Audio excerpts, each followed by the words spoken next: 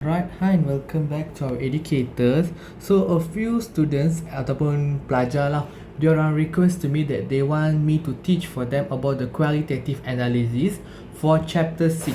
Okay, for chapter 6 acid base lah, acid base and salt. Okay, so this video is basically, this qualitative analysis is basically about salts lah, because you use this qualitative analysis to see all the properties that have in a salt. Okay, so basically why this subtopic exists in your SPM is very simple. Okay, because like this, you punya questions in exam. Okay, I conting kat sini lah. Can you page ni just for conting je. Okay, they will give you a beaker like this. Okay, they put some sort of salt. Okay, they say salt X, and then they give a brief statement, something about here. Okay, and they ask you, determine the name of the salt based, sorry, my handwriting is very worse at here, on its chemical properties that were given above. Okay, contoh lah, that were given above. So this is how the exam questions might look up. Okay, so kat atas ni, okay, kan saya conteng-conteng tu kan. Okay, so kat sini dia akan bagi tahu. Mungkin dia kata form blue solution when the salt in solid state placed in water. Then effect of it, maybe dia kata it's yellow when hot, white when cold, something like that dia akan kata. Okay, they will give the statement.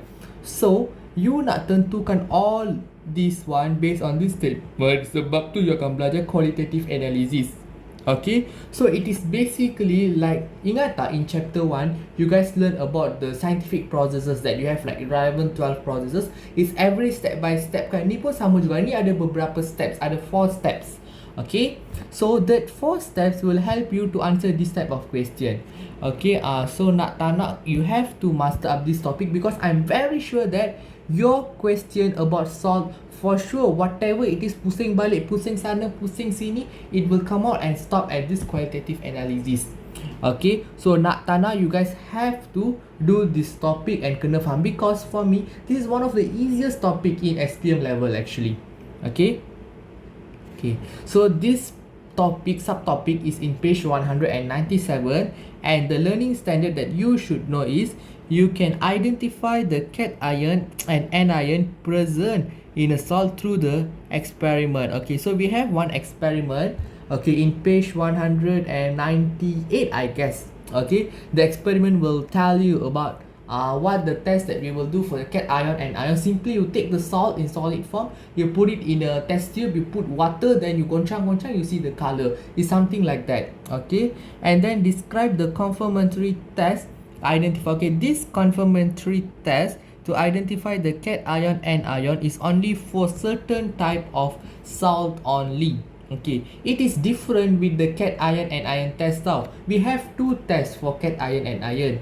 First, we have cation test and anion test. Okay, for some cations and anions, yeah, they give same observation with another one salt. Let's say you test salt A ini punya cation and salt B punya cation with sodium hydroxide, you got the same observation. Then how do you know this is apa, this is apa? Then you don't know. So at that particular time baru you akan buat confirmatory test. Do you get me? And this confirmatory test is mostly lah, okay, mostly for Fe2+, Fe3+, Al pun saya pernah tengok. What is the another one? Pb2+, ya. Pb2+ pun ada juga. There are a few like this Fe2+, you will use potassium hexacyanurate. In bahasa Melayu, for Fe2+, for the confirmatory test, kita akan guna kalium hexacyanurate 3. I still remember the way that my teacher taught me. If Fe2+, you ingat 3, kalium hexacyanurate 3. If Fe3+, kalium hexacyanurate 2. Now this is how my teacher taught me lah. So for English version, you tukar lah. You just tukar the name kalium saja to potassium. Okay, so these 2 things memang selalu akan naik dalam exam, and we don't know that this one can come out in paper 1 or paper 2. I always say this question is soalan killer in paper 2 sebab most of you guys tak menguasai concept of this chapter. That's why you guys call it killer chapter. But basically it's not killer chapter, it is free marks giving chapter. For those yang ambil chemistry, mesti you guys ambil admaths kan? So in admaths you guys learn tak about index number. So in index number, dia like very simple bab, right? Pejam mata pun boleh dapat 8 hingga 10 markah. This chapter pun macam tu juga. It's also like that in a way that you understand the concept. If you understand the concept, then maybe it can come out with 5 marks, 10 marks. I mean this chapter, for sure you can get at least 4 marks. Maybe you miss 1-2 marks lah because of the keywords. Okay, so nak tak nak, please study this chapter. I can bet you this chapter confirm akan naik dalam SPM. Okay, so before we learn further, what we should know is what is the qualitative analysis. Okay, I say that it is an analysis, means you will see your salt based on certain tests. Okay, so kita akan kata it's a technique. Okay, highlight all these words. A technique used to identify the cation and anion. We will only analyze the cation and ion present in a salt by analyzing the chemical and physical properties of the salt. Okay, maksud physical properties is through observation. We observe the salt. How do we observe the salt? Maybe we take it from the box yang kan dia letak dalam like a container, right? It's called a container lah. Okay, like macam ni lah. Okay, you will see a container like in my chemistry lab macam tu lah. Okay, ni aku lukis apa ni? Yeah, like there will be a penutup macam ni lah. There will be a bottle, then they will write CuSO4 for example. So on this box, they will keep the solid form. So what you do, you take a test tube, you put water, you put this salt. So you observe betul tak the color change. Maybe kat sini it is in biru, blue. Maybe kat sini jadi colorless. Maybe lah, maybe. It's not confirm. Saya saja je tunjuk. I want to show you how the first test tubes like. Okay, you jangan kata CuS4 dia biru in solid, dia putih in water. No. That's not the thing. Okay, so this is how we determine the physical properties. Okay, chemical properties ini something about heating by using any chemical reagent. Faham tak? So chemical reagent that we will use for the cation and ion test, usually we will use ammonia solution.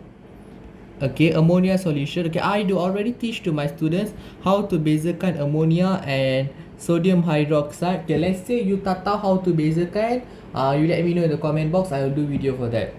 Okay, and sodium hydroxide. Okay, so basically we will test with sodium hydroxide first, then baru we will test with ammonia. Okay, let's say dua-dua ni we can't find the exact thing about the salt, then only we will do this confirmatory test yang use the specific reagents. Okay, there are some specific reagents mostly for these three lah, for these three fillers yang agak mengganggu sikit, because when we test them with ammonia or sodium, they give the same observation. Alright, and this physical property is maybe through observation. Okay, observation lah. Even the effect of heat also a type of chemical properties. Why does it a chemical properties? Because you involve experiments. You will see, you will test it with another one reagent, another one thing, then only it shows its sifat. Then that sifat based on our theory, what is that, kita akan determine macam tu. Faham?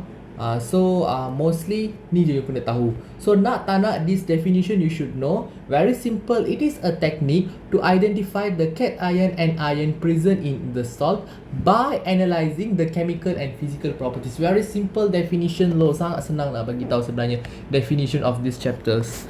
Okay, then we will move on to here. Okay, this one actually I tak tulis dengan lengkap. Why does? Because I want you put sama-sama fikir dengan saya what are the answers. Okay, so first I take purple pen. Okay, steps in qualitative analysis. Okay, first observation on the what? On the what? Cuba beritahu, cuba comment. So observation on the physical properties of the salt. Okay, this is how we do. So physical properties memang we do observation only, because physical is what you nampak, right? So what you nampak mestilah you gonna reach of your senses. Of course you use your eyes, man. You will take the salt, you put in water, everything. Water is not a chemical reagent, betul tak? So that is why it's not a chemical properties. That's why you say physical properties. Observation is physical property. Okay, next what we will do is effect of the heat. Okay, so heat is something about you are using heat, betul tak? You got certain gases yang panaskan that salt, which makes it to turn it color, betul tak? Or really specific gases like ammonia gases, nitrogen dioxide. The most famous is nitrogen dioxide and carbon dioxide, oxygen also. Okay, these three like the main lah. Okay, apart from effect, you will see test for what? Test on the cations. Test for the cations and anions. Why you do test for anions, cations? Because salt is combination of cation and ions, betul tak? Like let's say you have CuSO4. This is a salt, copper 2 sulfate, okay, cuprum 2 sulfate in bahasa Melayu. So let's say you don't know these two things, but you know that the salt is blue in color. So what you do? You test lah. You might have the solution ready by time. Like they give you a test tube macam ni lah. They give a test tube, okay, macam ni. Okay, this test tube have some type of salt and the solution is blue in color. They will say like that in exam. So you don't know what is the cation, what is the anion. So if you test with sodium hydroxide, you put some drops of sodium hydroxide, it turns to blue or something like that. So the cation present is Cu. Like that lah. You will what you call that? You will test the cation and ion. Faham tak? That's why we do test for cations and anions. Why does like that? Because salt is an ionic compound. Ionic compound consists of cations and anions. Dapat tak? Okay. And last one, confirmatory test for the cuba komen juga yang ni pun. Like the another two saya tak minta komen kan. Okay, tapi ni korang komen. What is the answer? Jawapan dia for cations and anions. Okay, dah lah. So these are the 4 steps. So let's say okay, you buat the first. Okay, you get a salt, you don't know. Aku tak tahulah macam benda ni apa. Dia bagi solution hijau je, dia ingat aku apa? Aku pandai sangat ke? So you have to remember this step. First, you do observation. Let's say by doing the observation on the physical property itself, you dah found out that this is sodium nitrate salt. Maybe you dah found out macam tu. So you tak perlulah tengok effect of heat. You tak perlulah buat test for cation. Let's say you dah find kat sini, stop kat sini je lah. Let's say you buat the first cara you tak dapat. So jump to effect of heat pula. You cuba panaskan that salt and see what comes out. So from there maybe you dapat determine. If let's say sana pun you tak dapat determine, then jump to this one. Usually kat sini settle lah masalah. But let's say sini pun tak settle lah, dia macam tak berapa sure lah, then you do what? You jump to here. You buat confirmatory. Lepas confirmatory test ni 100% you will get to know what is the cation yang ada dalam that salt. Usually for anions dia tak ada masalah pun. Dia just for anion je sulfate yang akan ditanya dalam SPM, sulfate, nitrate, chloride I guess. Chloride, what is the another one? Carbonate. Yeah. Usually these 4 yang dia akan tanya. These 4 anions yang dia akan tanya. Okay, for anions. For cations ada banyak, ada Al3+, ada Pb2+, ada Mg2+, macam-macam dia boleh tanya. Like 11 famous I guess, ada 11. Okay, so tak apa, it's okay, sabar dulu. Jangan stress semua, just see dulu my explanation video. We will learn step by step. Okay, so lepas ni I will write notes for this one, observation on the physical properties. Okay, then dah settle yang ni, baru saya akan jump yang ni. These two will be a bit longer lah, especially number 3 ni, because number 3 ni dia ada banyak jenis explanation yang saya kena bagi. Okay, so I hope you understand what I'm teaching, and all the very best lah. Okay, for your trials, study hard from now, and batch form 4 jangan leka. See your seniors are suffering, so you jangan nak suffer macam tu. So you all pun study from now. So anyone want these notes, my handwritten notes, you can contact me through my Instagram or my WhatsApp also can. my Telegram also can. I will give you these notes. If let's say you want buy these notes pun boleh juga, tak ada masalah. Okay. As for now, I'm not in the idea to sell the notes. Okay. I'm in the idea to give the pages only. I won't give you the whole notes for sure. If you want the whole chapter one, then you pay me lah, you tip me, because I want use that one for some social services actually. Okay. Maybe I will give it to orphanage ke macam tu lah. Okay. So as for now, you guys just focus to study. Okay. So that's it. Bye bye.